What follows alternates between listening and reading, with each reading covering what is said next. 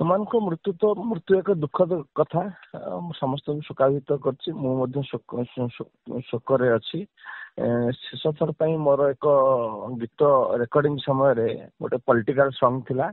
People CM Mohan ଟାଇଟେଲରେ ଗୋଟେ ଗୀତ ଥିଲା। ପ୍ରେମ ଆନନ୍ଦ ମ୍ୟୁଜିକ ଦେଇଥିଲି, ମୋର ଗୀତ ଥିଲା। ମୁଁ ସେତେବେଳେ ଷ୍ଟୁଡିଓରେ ମିଲନ ଷ୍ଟୁଡିଓରେ କଟକର ମିଲନ ଷ୍ଟୁଡିଓରେ ଆମେ ଦୀର୍ଘ ସମୟ ଦୁହେଁ କଥାବାର୍ତ୍ତା ହେଇଛୁ, ବସିଛୁ, ହସଖୁସ ହେଇଛୁ। ଦୀର୍ଘ ସମୟ ବସିଥିଲୁ ସେଦିନ, ପାଖାପାଖି 2-3 ଘଣ୍ଟା ଖଣ୍ଡେ ଆମେ ବସିକି କଥା ହେଇଛୁ ଏଇ ଗୀତ ବାବଦରେ ବା ସଙ୍ଗୀତ ଜଗତ ବାବଦରେ ବିଭିନ୍ନ କଥା ଆମେ କଥା ହେଇଥିଲୁ ଶେଷ ଥର ପାଇଁ। କିଏ କହୁଛନ୍ତି କଣ କହୁଛନ୍ତି ତା ସେ ବାବଦରେ ମୋ ପାଖରେ ତଥ୍ୟ କିଛି ନାହିଁ। କାହିଁକି କି ମଦ୍ୟପାନ କେହି କାହାକୁ ଦେଖେଇକିରି ପିଅନ୍ତି ନାହିଁ କି କେହି କାହାକୁ କୁହନ୍ତି ନାହିଁ। ଯଦି ପିଉଥିବେ ସେ ତାଙ୍କର ବ୍ୟକ୍ତିଗତ କଥା। ଆମେମାନେ ସାଧାରଣତଃ କୌଣସି କାହାର ପ୍ରାଇଭେସିରେ ଆମେ ହସ୍ତକ୍ଷେପ ମୁଁ ବ୍ୟକ୍ତିଗତ ଭାବେ କରେ ନାହିଁ। କିନ୍ତୁ ଯେତେବେଳେ ଅସୁସ୍ଥତା କଥା ଆସିଲା, କିନ୍ତୁ ପୂର୍ବରୁ ଟିକେ ଟିକେ ଜଣା ପଡୁଥିଲା ହ୍ୟୁମାନ ଅସୁସ୍ଥ ଅଛି। ଇଭିନ୍ ବି ସେଦିନ ମଧ୍ୟ ମୁଁ ତାକୁ ପଚାରୁଥିଲି ଦେହ ଭଲ ନାହିଁ ବୋଧେ, କାହିଁ ଝଡ଼ିଗଲା ଭଳି ଲାଗୁଛି। ସେ କଥାଟାକୁ ଭିନ୍ନ ଢଙ୍ଗରେ ଉତ୍ତର ଦେଇଥିବେ, ଯାହାକୁ କେତେ ଦିନ ପୂର୍ବରୁ ପଚାରିଥିଲେ? ସେଇ ଷ୍ଟୁଡିଓରେ ଯେତେବେଳେ ମୋର ଦେଖା ହେଇଥିଲା, ଯେହେତୁ ସେ ଟିକେ ତାଙ୍କର ସ୍ୱାସ୍ଥ୍ୟ ବହୁତ ଚମତ୍କାର ସ୍ୱାସ୍ଥ୍ୟ ଥିଲା, ତେଣୁ ଯେତେବେଳେ ଦୁର୍ବଳ ହେଲେ ଝଡ଼ିଗଲେ ସେ ସମୟରେ ମୁଁ ଏଇ ବିଭିନ୍ନ କଥା ଭିତରେ, କାରଣ ସିଏ ବି ଯେତେବେଳେ ଜଣେ ନ ଚାହିଁବ ନିଜର ବ୍ୟକ୍ତିଗତ କଥାଟାକୁ ସେୟାର କରିବା ପାଇଁ, ଆମେ ଅନଧିକାର ପ୍ରବେଶଟା ଉଚିତ ମଧ୍ୟ ନଥିଲା। ତେଣୁ ସେ ଦୃଷ୍ଟିକୋଣରୁ ପଦେ ପଚାରିଥିଲି ଦେହଟା କାହିଁ ଅସୁସ୍ଥ ଅଛି, କାହିଁ କିଛି। ସେ ମନା କରିଥିଲେ ସେମିତି କିଛି ନାହିଁ, ଠିକ ଅଛି, ଏଇଆ ମତେ କହିଥିଲେ। ତେଣୁ ଆଭଏଡ କରିଥିଲେ। ତେଣୁ ମୋର ଆଉ ପଚାରିବାର ସ୍କୋପ ନଥିଲା କି ବୁଝିବାର ସ୍କୋପ ନଥିଲା ସେତେବେଳେ।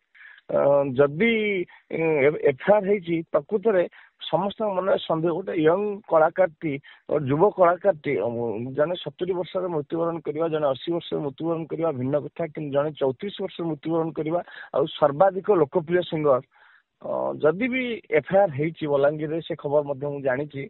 ତଦନ୍ତ ପୁଙ୍ଖାନୁପୁଙ୍ଖ ହବା ଉଚିତ। ଯଦି ବି କାହାର ଆ ଦେହରେ ଭୂମିକା ଥାଏ ବା ଯଦି ବି କିଛି ଷଡ଼ଯନ୍ତ୍ର ଥାଏ, ଅନ୍ତତଃ ଲୋକଲୋଚନକୁ ଆସିବା ଉଚିତ ଯେ କାହିଁକି ମଲା, କୋଉ ପରିସ୍ଥିତିରେ ମଲା ଏବଂ କେମିତି ମଲା, ସବୁ କଥା ଲୋକଲୋଚନକୁ ଆସିବା ଉଚିତ ବୋଲି ମୋର ମତ।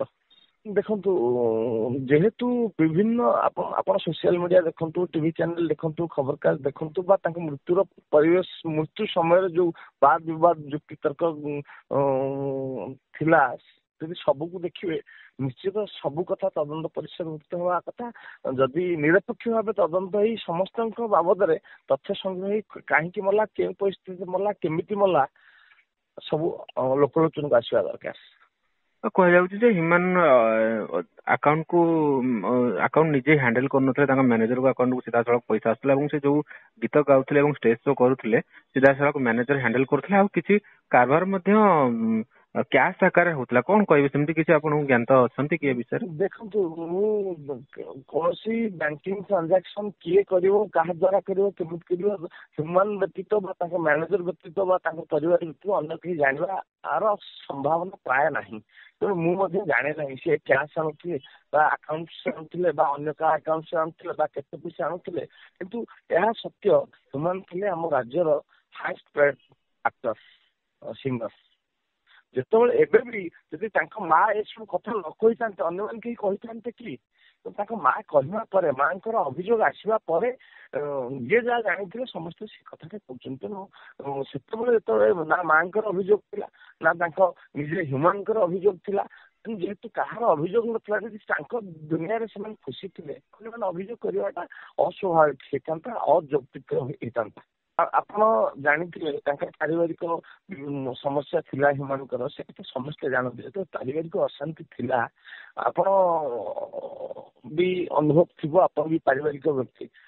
ପାରିବାରିକ ବିବାଦରେ ଅନ୍ୟମାନଙ୍କର ହସ୍ତକ୍ଷେପ କେବଳ ବିବାଦକୁ ବଢାଏ। ତେଣୁ ଆମମାନଙ୍କର ହସ୍ତକ୍ଷେପ ଆମେ ଜାଣିଛୁ, ଆମେ ବରଂ ତାଙ୍କୁ ସ୍ପେସ୍ ଦିଆଯାଇଥିଲା, ସେ ନିଜେ ନିଜ ସମସ୍ୟାଟାକୁ ନିଜେ ସମାଧାନ କରନ୍ତୁ। ଆମେ ଯଦି ତା ଭିତରେ ସେଥିରେ ହସ୍ତକ୍ଷେପ ଥିଲେ, ଆମମାନଙ୍କର ବା ଭୂମିକା ଥିଲେ ବରଂ ବେଶୀ କ୍ଷତି ହେଇଥାନ୍ତା ବୋଲି ଆମେ ସେତେବେଳେ ଭାବୁଥିଲୁ। ତେଣୁ ସେ ନିଜକୁ ଆମେ ଛାଡ଼ି ଦେଇଥିଲୁ। ଆମେ ସମସ୍ତେ ଜାଣିଥିଲୁ, ସମସ୍ତେ ସବୁ କଥା ପ୍ରାୟ ଜାଣୁଥିଲେ ଯାହା ଯାହା ଘଟୁଥିଲା।